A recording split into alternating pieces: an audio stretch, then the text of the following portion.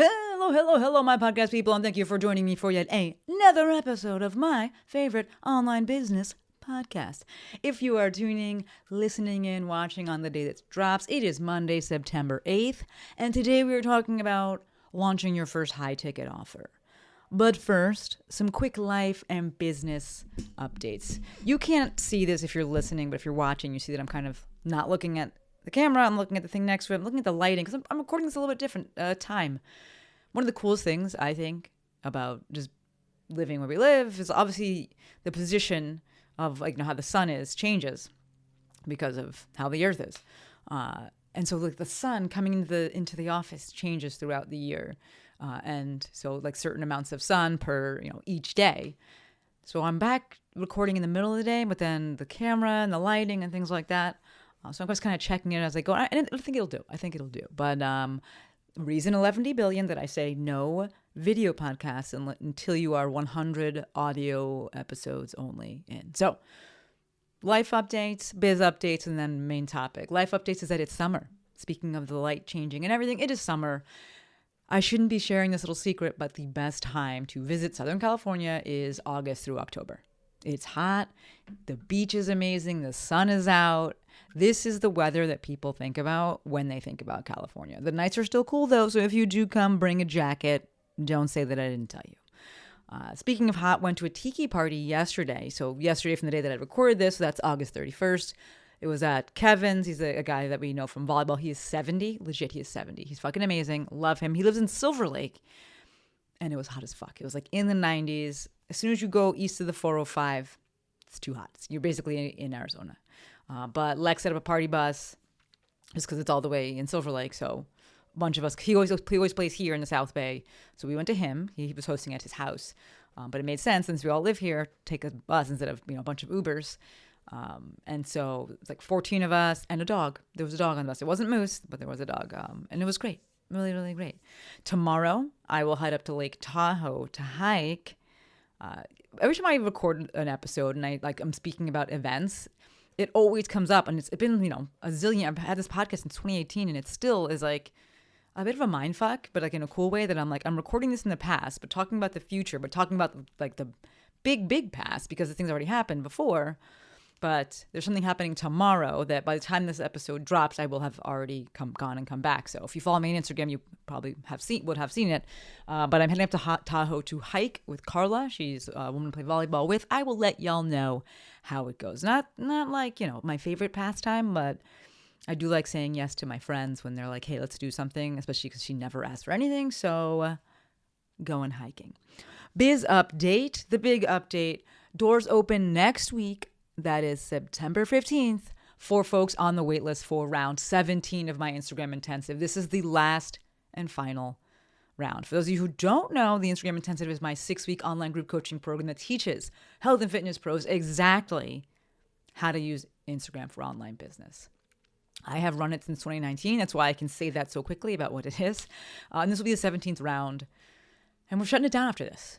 I've taken over 550 professionals through it. It's been an awesome run, but my interests have evolved. Clearly, you folks are on this ride with me. You hear me.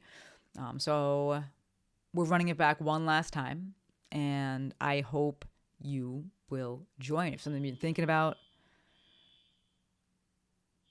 can you hear that? We have had a problem with this alarm for quite some time. It's not even us, it's our neighbors.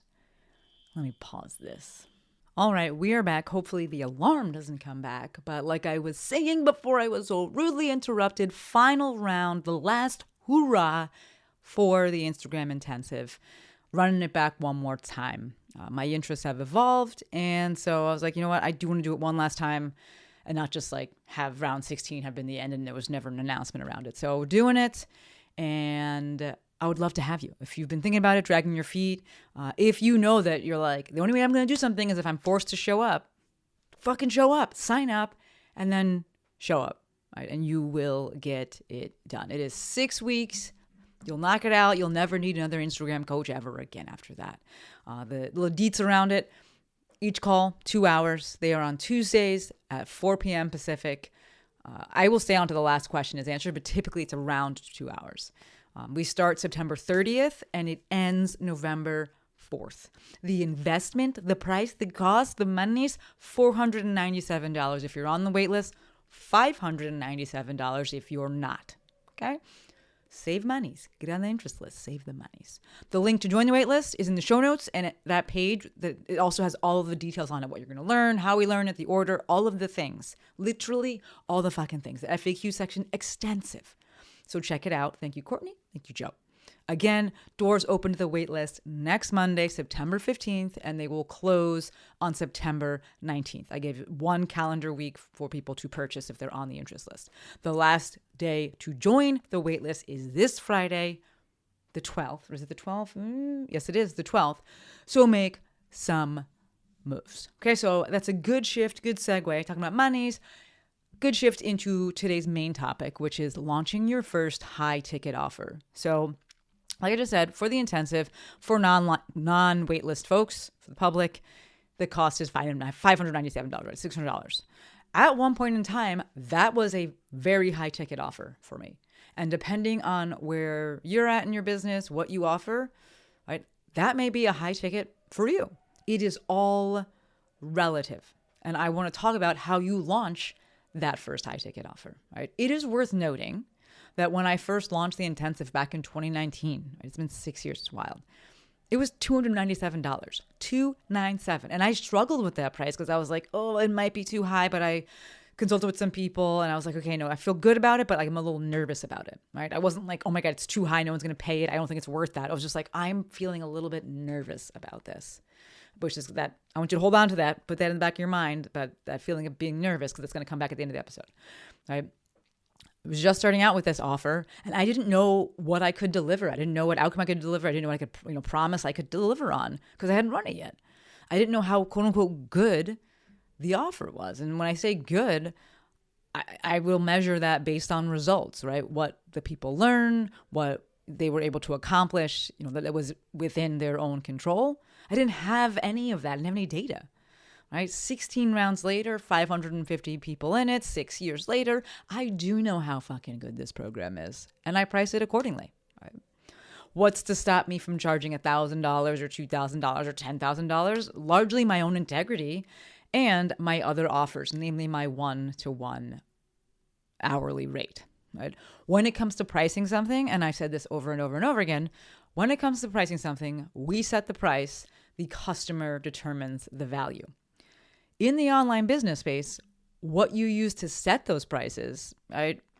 It's the Wild West, right? With in-person pricing and physical goods, the market tends to have more influence on the prices. But online services and things that aren't tangible, they are so heavily influenced by perception and emotion. Right? Look at the fucking stock market and these AI companies and their valuations that are just insane and made up. Right? So I believe that the only way you can introduce objectivity here with your offers and pricing is by anchoring those prices in your one-on-one hourly rate. Right? What that rate is based off of, kind of a few things here. What feels good to you and you can confidently sell and promote, what the market is holding, and perhaps most importantly, what you won't be salty about. Right? The kind of the ceiling and the floor there is like, what do you feel good about? You can confidently sell. The bottom is what you will not be salty about. Cool. And we're somewhere in the middle. When you get salty, then you raise your rates. It's actually quite simple. Right? Quite simple. So one of my favorite people, my favorite clients, submitted the topic for today. I am not going to say her name because I didn't ask her, but she was the one that was like, hey, can you do this topic? And I was like, heck yeah, this is great. And I'm really happy to be talking about this topic of launching your first high ticket offer because my episodes as of late have really been about building businesses and building something that don't perpetuate the bullshit. Right? Build something that isn't just another example of extractive capitalism. And by the way, if you haven't heard it today, fuck Donald Trump. Fuck that fucking guy. The whole administration as well. Side note, speaking of, a little recommendation for y'all. It's a long podcast episode all about capitalism. It's called The Rise and Fall of Capitalism. I'm like a third of probably like halfway through. It's like 2.5 hours long. No, it's definitely not fucking Joe Rogan.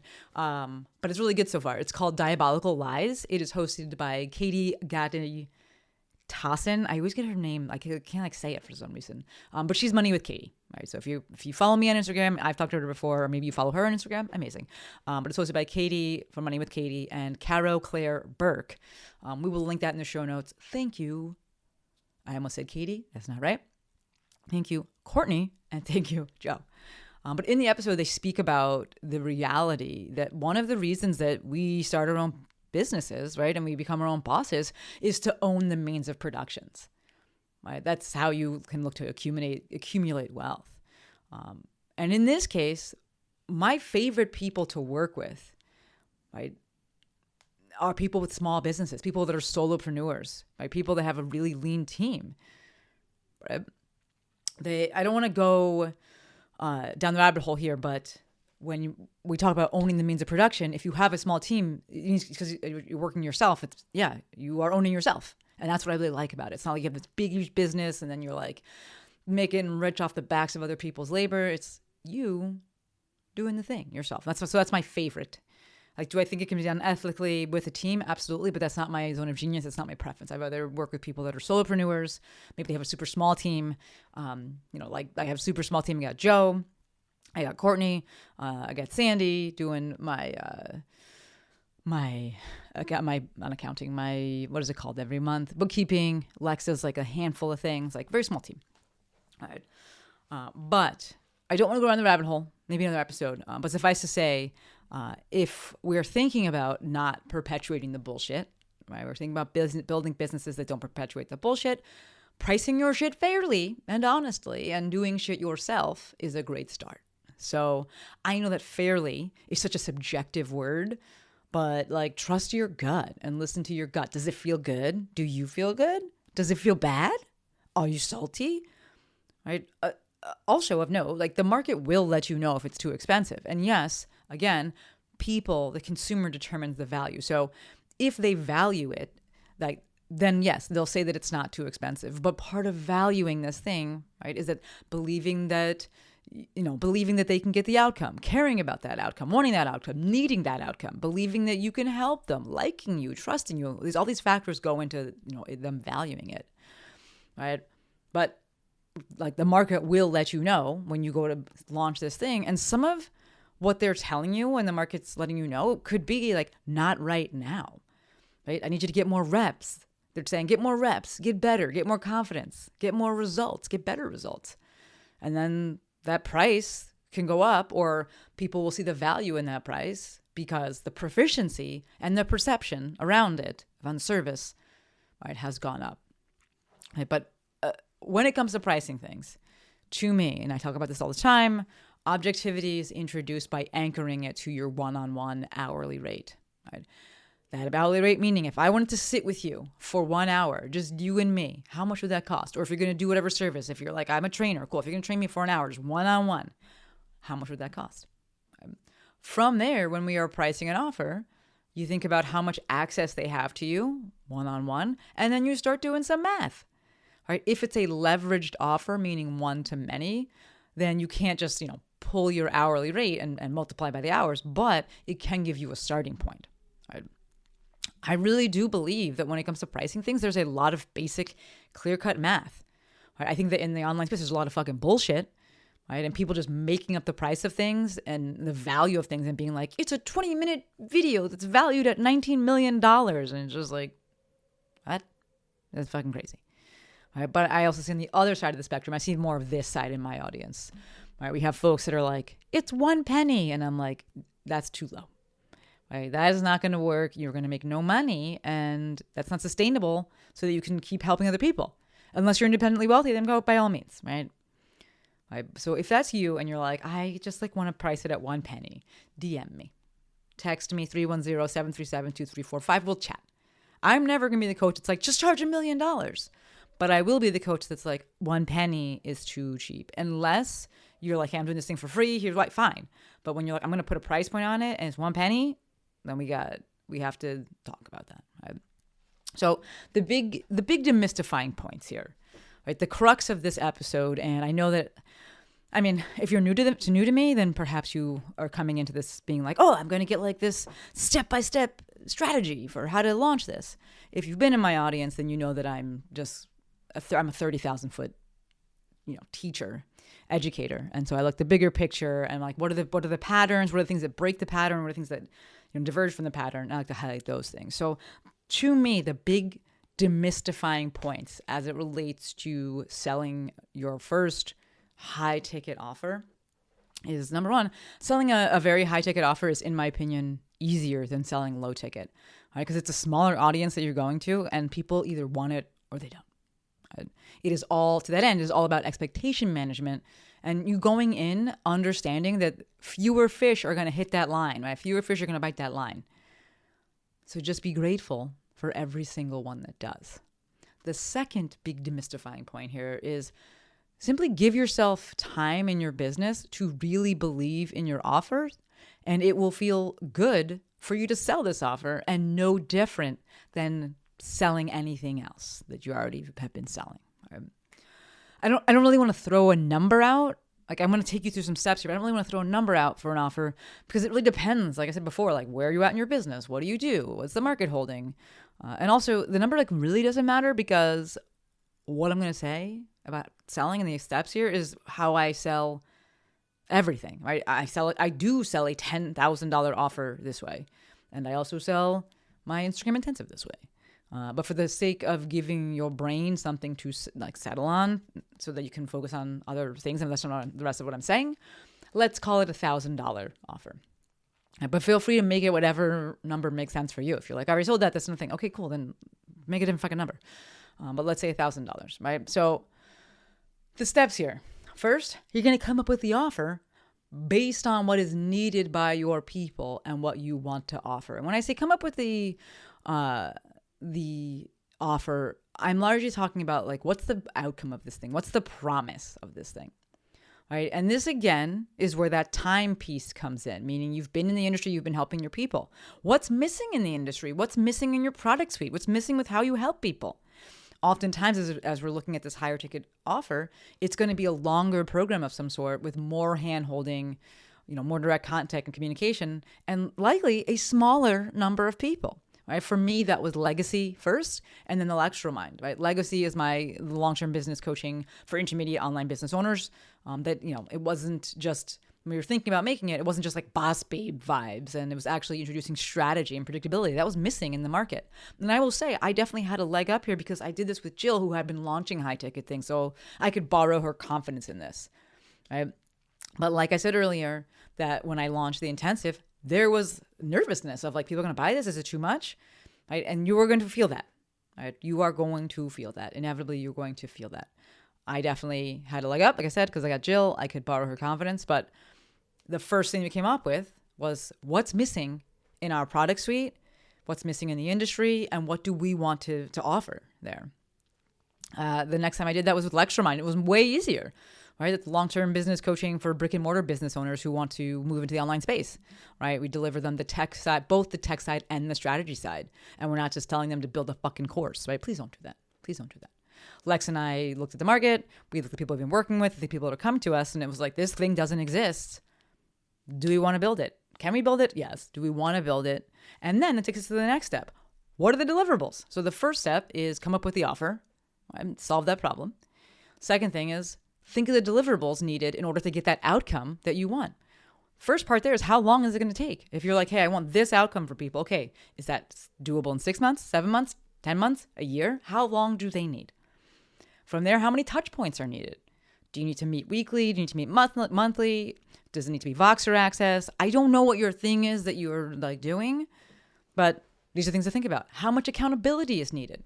What does that look like? Are there live calls? Are there check-ins? You're doing a fitness thing? I don't know. The whole goal here is figuring out what needs to be done for people to get that outcome. How much teaching is needed, right? Obviously, this varies in whether or not you have like an information-based product. I'm thinking like I have personal trainers and such that listen to this. Right? And you're like, no, I'm not. Like, maybe you have like a little bit of a teaching that you're doing with them to debunk things, but like the majority of it is like working out and delivering the actual workout program and making customized. I don't know. Depends on what your offer is. Last thing here, is group support actually beneficial to the customer? Remember, we're building things and building businesses that don't perpetuate the bullshit. And sometimes with group offers, I think people offer them because it's easier for them and it's not actually better for the customer. Is this going to be better for the customer? Right? High ticket doesn't have to be group at all. It could still be one-on-one. It's totally fine. There's more touch points, more hand-holding, more things that are done for them. Right? But like, I talked about this most recently with Press Publish, my podcast program, and having the group dynamic did help. They were I didn't know. And so I didn't make a big deal of it. I was like, okay, well, I'll put you in a Voxer group. And they fucking were just talking to each other and helping each other out. But I didn't market that as the big selling point. It was like, I'm marketing this as you're going to get your fucking podcast launched in 8 weeks. And it's not because you have a group around you. It's because I'm going to make sure you fucking do it. I'm going to tell you exactly what to do and have build a schedule for you. But that group part came as a bonus. And I was like, wow, that's awesome. Right. So that's the second part there, is thinking about the deliverables. Next part, figure out the dates for everything. When does it start? When does it end? When are the calls going to be? When are you launching it? Next, you corral attention. Get folks on a wait list, or call it an interest list, whatever makes more sense for you and your people. All right? We want corralled attention so we have predictability. So we say, hey, I'm going to sell to this group of people who have raised their hand and said, I'm interested in this thing. I want this thing, as opposed to just like throwing it out to everyone. I don't love making things before people have said that they want it. And so you kind of have two options here. Is before you even do any of this stuff, you could go on socials, go on your newsletter and be like, I'm thinking about making something. Would this be interesting to you? Like, would this be of interest to you? Would you consider this thing? Totally fine to do that. And then kind of go from there. The other option is that you just make the interest list for the actual offer and see how many bites you get. I think that when it comes to a higher ticket offer, this is the case where option 2, where you just make the interest list and then see how many bites you get, is very viable, because like I said earlier, this high ticket offer typically comes, you're starting to make this like a bit into your business, right? You're not just like on day one being like, I'm gonna make this $1 million offer, right? It's just like you already have trust. You've been doing this for a year, 2 years, 3 years. It could be multiple years, and you already have trust. You have an audience. You have a good idea of what is needed, and what would be helpful. I'm trying to think. I launched the Instagram Intensive in 2019. I started this business at the end of 2014, really the beginning of 2015, right? So that was 4 years in. We launched Legacy in, 2019, we went in 2019 also, going into 2020. So 4 years in, it's not like it was one day into things. We had trust, we had an audience, had a good idea what was needed and what would be helpful. So it was fine to just do an interest list. I didn't have to be like, hey, would you folks be interested in this? All right. So there is a big time piece to this as well. It's like moving through your business and being like, okay, I have the audience, I have the trust, I have the confidence in myself, I know how to build an offer. I see what's missing, I see what's needed, and then looking to create this offer. The thing that I want you to remember is you will not know how many people want it. That's the one thing. All right. So in this case, right, we go with option 2, make the interest list, just see how many people get on it. You're not going to know how many people are going to be on that thing because we're just kind of throwing it out there. But the predictability comes after that, right? We're corralling attention, creating that interest list. And from there, interest lists typically convert at about 10 to 15%. So that's where our predictability comes in. Not how many people are going to be on the list, how many people will buy from the list. Right? The big thing here with these offers is, like I said earlier, when we're selling a higher ticket item, understand that you're going to a smaller pool of people and being grateful for any fish that bites, right? There's going to be fewer bites, but we're grateful for every single one of them. When we're looking to corral attention and create that interest list, I personally put as much information as possible and as much information as I know on that interest list. If you're just like shooting from the hip and you're like, man, I'm going to do this thing on create an interest list, you don't know anything about it, cool, then you don't have any information to put on it. But as you get more information and you figure out more dates and prices and things like that, put it on there. Yes, I put the price on there. I fucking want to see the price when I buy shit, so I put the price on there. Build things and build businesses that don't perpetuate the bullshit. Right? Again, it's up to you at the end of the day if you want to put the price on there or not, but I will always advocate for you to put the price on there. Let people fucking see. They're adults. Why are we hiding it? I get there's an argument to be made about conveying the value of things, but I think we can also do that with a longer page. right? And have the information on there, and then let people choose. Also, give people the benefit of the doubt. Sometimes people just want to see the price so they can save up, right? That's totally fine as well. So that step is corral the attention, build the interest list, to get people onto that thing. Say, hey, this is the thing that's coming. Here's when it's coming. Here's all the deliverables, all that stuff that's about it. From there, we look to keep building the interest list, keep growing it. We know if we know that it typically converts at 10 to 15%, we want as many people on that fucking list as possible. Right? We're communicating with that list as well, keeping it warm, promoting, and then you fucking launch it. Right? You sell to the wait list, you sell to that interest list. We're looking for that 10 to 15% conversion. And then if you want, you can sell to the public or not. It's your choice. Right? Then you run it. Then you debrief everything. Then you iterate. And then you do it again. Right? I know I kind of cruise through this because I've talked about launching a zillion times. And I think the biggest difference between launching this high ticket offer, right, launching your first high ticket offer versus launching any other offer, is that it will likely force you to go through emotions that you've been through before, but that you forgot about because it's been so long. All right, my client actually nailed it. She wrote to me.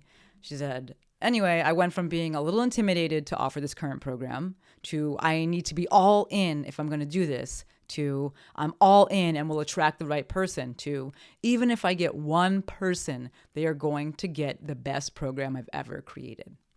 Like, fuck yeah.